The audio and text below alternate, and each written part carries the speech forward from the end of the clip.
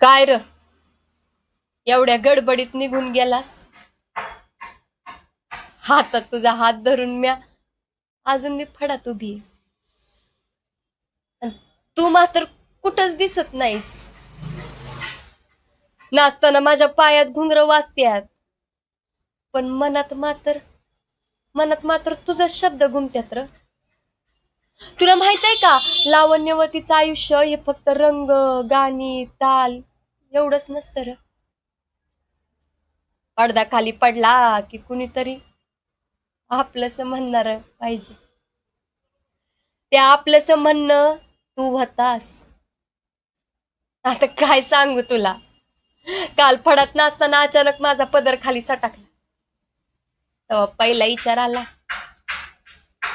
विचार आला, जर तू असतास ना तर लांबूनच हातानं खुणावलं असतस. आपले दोघांचं भांडण झालं मान्य आहे, मला मान्य आहे. पण एवढ्या लवकर मन काढून घेतात वैर. मला तर तुझं रुसणं सुद्धा आवडलं होतं, कारण मग मला तुला मनवण्याचा बहाणा तरी मिळायचा. तुझं नाव घेताना अजून मी माझा आवाज थरथरतो.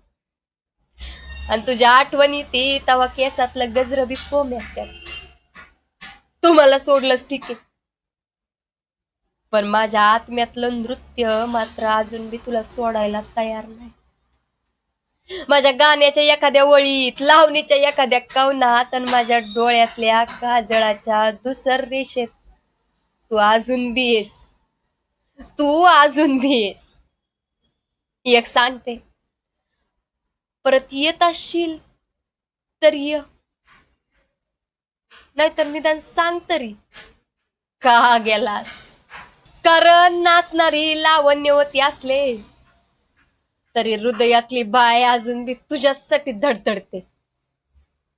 तुझ्यासाठी.